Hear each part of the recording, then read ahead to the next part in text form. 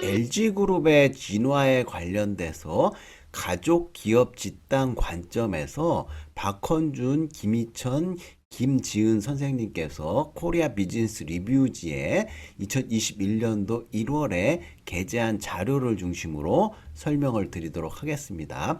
이 사례는 부경대학교 경영대학원의 김옥정 선생님이 정리한 자료를 바탕으로 제가 설명을 드리고, 맨 마지막에는 가장 최근 기사, 신문 기사를 바탕으로 LG그룹의 가족기업 집단에 대한 최신 자료를 설명을 보강하도록 하겠습니다. 자, 목차를 보시면은 서론에서 왜 이 자료를 만들게 됐고, 근본적으로 뭘 보여주고 제공하고 싶은지, 그다음에 2장에서는 LG그룹의 진화해갖고 소규모 가족기업에서 가족기업 집단으로 탈바꿈하는 변천사에 대해서 설명을 드리고, 3장에서는 결론 및 토의 부분에 대해서 언급하고요. 4장에서는 본 사례의 시사점과 한계점에 대해서 정리를 하고 있습니다. 가족기업이란 가족기업의 의의에 대해서 설명을 드리자면, 가족 일원이 주주, 경영진 또는 이사회 멤버로 기업의 의사결정에 중요한 영향력을 행사하는 기업 유형을 말하고, 시장에서 자본과 인재를 확보하기 어려웠던 시기에 산물로서 현대 자본주의에서는 유지되기 어렵다는 학자들의 주장과는 달리 유럽, 미국, 국내 상장 기업들의 다수가 가족 기업의 형태를 유지하고 있는 경우가 있고, 따라서 가족 기업은 시장 경제 제도가 발달하지 않은 상황에서의 일시적인 차선책이 아니라 글로벌 시장과 선진 경제에서도 경쟁력을 유지할 수 있는 기업 유형의 한 형태로 평가받고 있을 수 있다, 이렇게 얘기를 하고요. 가족 기업의 한계로서 경영의 전문화에 상대적으로 소극적이고 성장의 한계가 있을 수 있고요. 주인 대리인 문제 및 주인 문제라든지 지배주주와 소액주주 간의 이해 상충이 발생할 수 있고, 정실 인사라든지 비가족 구성원의 경력 기획 부족이라든지 의사결정의 합리성 및 전문성 부족이라든지 사적 이익을 추구할 수 있다는 가족기업의 한계점이 있고요. 가족기업의 지향점은 가족과 비즈니스라는 제도가 가지는 상호 모순을 유기적으로 해결할 필요가 대두된다. 연구의 목적으로 보면은 LG와 가족 기업 해갖고 세계적 기업인 LG그룹이 가족과 비즈니스 제도의 장점을 통합한 방식에 대해 연구해 보고자 하고요.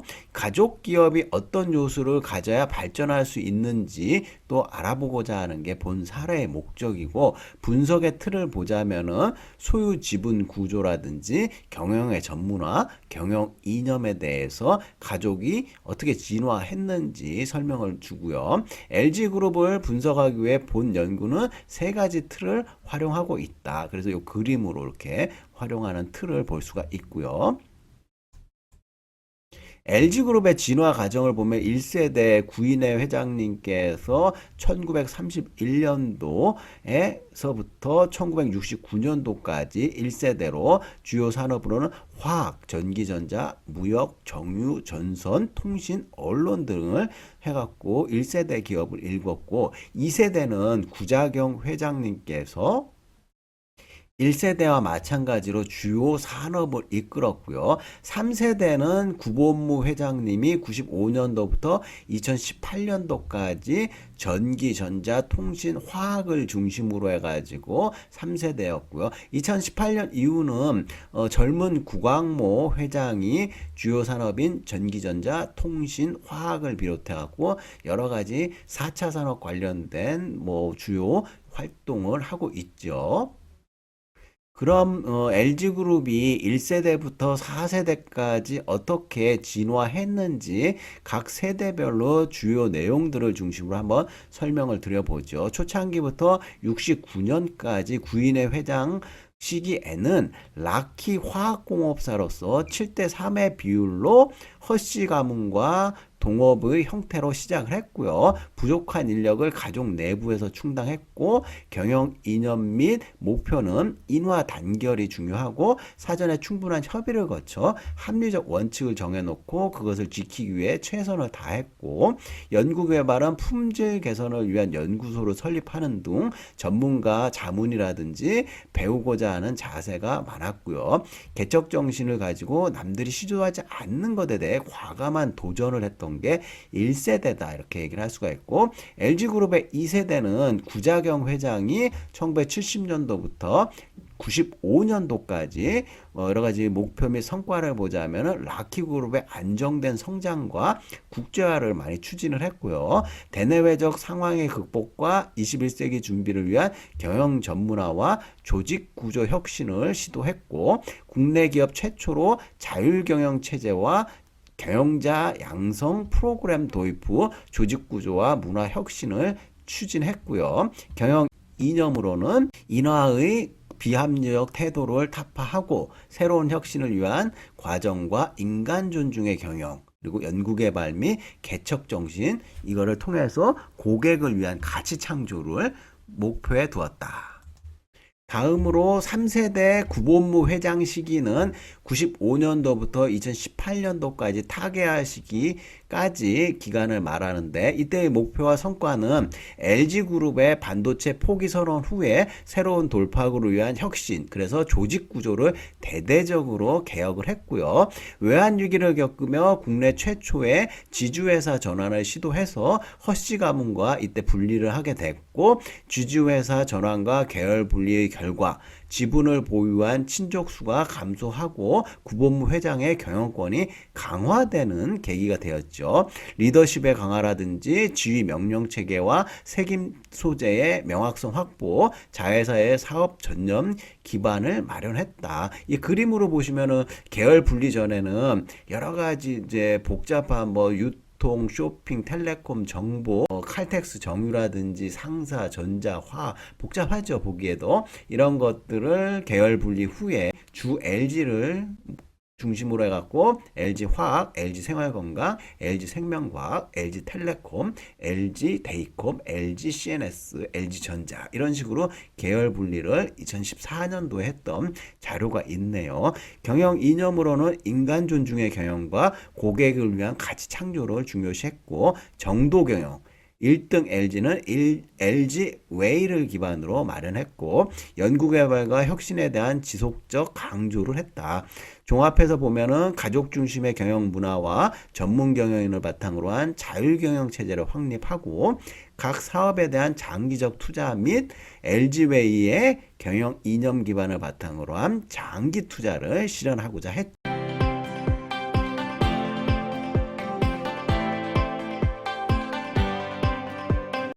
자, 이제 4세대 LG그룹의 구광모 회장 시기는 2018년도부터 현재까지 이루어지고 있는데 이 변화 속에서 순혈주의 전통의 인사원칙을 타파하고 보수적으로 평가되던 LG의 문화에 인사혁신을 가져옴으로써 조직문화 변화를 기대하고 있다. 경영 이념으로 개별 고객에게 감동을 선사해야 한다는 점과 AI와 데이터 분석 기술 등의 뒷받침을 강조했고 법과 원칙을 지키는 정도 경영의 자세를 보여주려고 하고 있고요. 종합해서 보면은 경영과 소유 측면에서 구광모 1인 체제를 구축했으며 젊고 공격적이고 혁신적인 변화를 선포했다.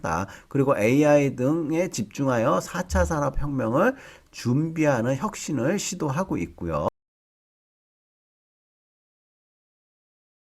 자, 이제 결론적인 토의를 보면은 종합적 토의에서 표로 아주 정리를 잘 세대별로 진화하는 것을 보여주고 있는데요.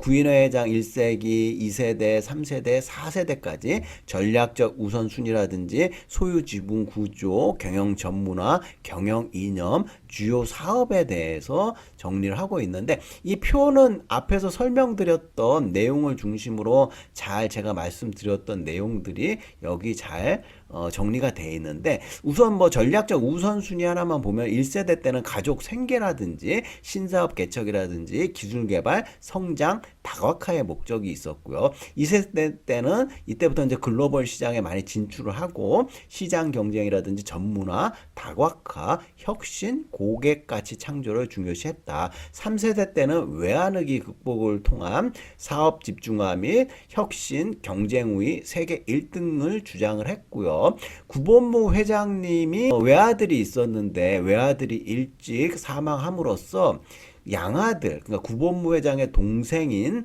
장남인 구광모 회장을 양아들로 맞이하면서 구광모 회장이 4세대로 집권하게 된 거죠. 그래서 이제 구본무 회장의 님의 이제 그 정통 아들이 아니라 동생의 이제 장자를 모셔와가지고 회장으로 이렇게 했죠. 그러면서 이제 나중에 뒷부분에 이제 기사 하나가 나왔는데 갑자기 이제 갈등의 소지가 이제 생기게 됐고요. 그 갈등의 소지는 제 기사를 보면서 간략히 소개시켜 드리도록 할게요. 그래서 이제 일단은 뭐 3세대까지는 그렇다 치더라도 4세대에 있어 갖고는 뭐 좀 변화한 게 뭐 3세대와 좀 비슷하지만은 4차 산업에 좀 중점을 두려고 하고 있고요. 전반적으로 경영 전문화라든지 소유 지분 구조 한번 보면은 추가적인 계열 분리로 친인척 수를 감소하는 것으로 예상하고 있다. 이런 내용들에 대해서 이제 기사를 갖고 좀 설명을 좀 드려보고요. 자, 현재는 계열 분리를 바탕으로 그룹 지배가족의 구성과 사업 구조를 단순화하고자 했고, 자율경영 체제를 구축했고, 사업 영역에서의 선택과 집중, 가족 경영의 기업가 정신과 리더십을 유지하고자 했다. 경영 이념의 변화와 다양한 사업에 대한 공격적 시도를 하고 있고요. 장기적 관점에서의 투자 및 선택과 집중을 바탕으로 하는 혁신을 시도하고 있고, 가족 기업의 장점과 전문 경영인 시스템의 장점을 동시에 추구하며 초기 가족 구성원에서 전문 경영으로 인사혁신을 거쳐 외부의 변화에 대해 유연하게 대응할 수 있는 기반을 마련하고자 했고, 장기적 관점, 비전과 혁신, 강력한 리더십을 바탕으로 가족 경영의 장점을 유지하고자 하고 있죠.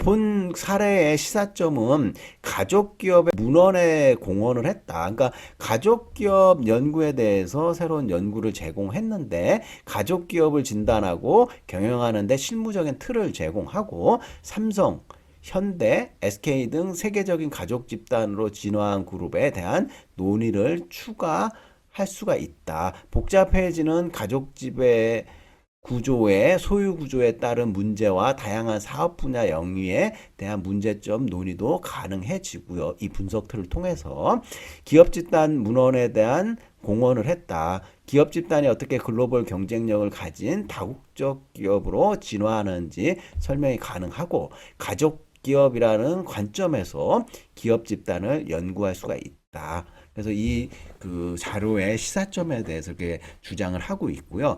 본 자료의 한계점은 계열 분리와 지주회사 전의 소유 지분 구조 및 그룹 운영 회의 등의 자료가 제한적으로 활용이 됐고요. LG그룹이라는 단일 사례로 가족 기업의 진화에 영향을 미치는 많은 요인들의 효과에 대한 연구 결과를 일반화하는 데는 어려움이 있을 수 있다. 그러니까 뭐 통계적인 기법이나 자료를 활용하지 않은 데서 오는 연구에 한계점이 있을 수 있다. 이렇게 주장을 하고 있고요. 앞에서도 말씀드렸다시피 4세대 우리 회장님이 어떻게 추대가 되었고 그거에 따른 분쟁이 얼마 전에 발생한 기사가 있어갖고 이 최신 기사를 중심으로 한번 약간 부연 설명을 추가하도록 하겠습니다.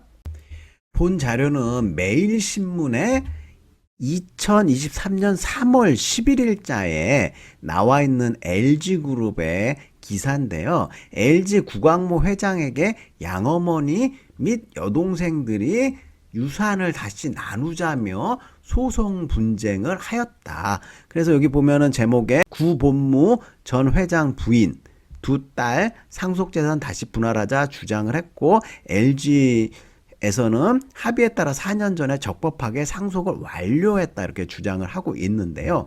요 기사 내용에 대해서 핵심을 좀 보자면은 현재 구광모 회장님의 그러니까 큰아버지가 되는 거죠. 구본무 전 회장님. 그리고 부인은 이제 큰어머니가 되고 두 딸은 사촌지간인데 이분들이 4년 전에 이렇게 그 양아들로 맞이한 구광모 회장하고 적법하게 뭐 상속을 완료했다 그러는데 시간이 지나고 보니까 좀 뭐 재산상의 다툼이라든지 덜 받았다고 좀 억울한 감이 있었나 봐요. 그래갖고 요렇게 이제 상속에 대한 분할 소송을 걸었다 이런 내용이 있어요.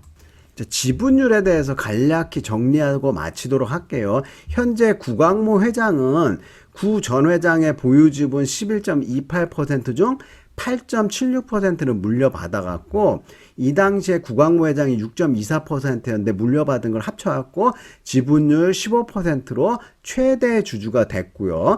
장녀인 구연경 대표는 2.01%, 차녀 연수 씨는 0.51%를 각각 분할 상속받았고 큰어머니 그러니까 양어머니가 되셨죠. 김영식 여사는 LG 지분을 상속받지 못했다. 그래서 이제 좀 이런 것들이 적법하지 못하다 해갖고 소송을 했는데요. 이게 또 지리하게 이제 계속 법정 다툼이 갈 것 같고 이 지분에 대해서는 여러분들이 한번 이 기사를 통해 가지고 궁금하신 분들은 어떻게 진행이 될지 관심을 갖고 보시면 될 것 같네요. 이번 시간에 LG그룹의 진화해갖고 가족기업 집단 관점에서 나와 있는 사례를 가지고 설명을 드렸고요.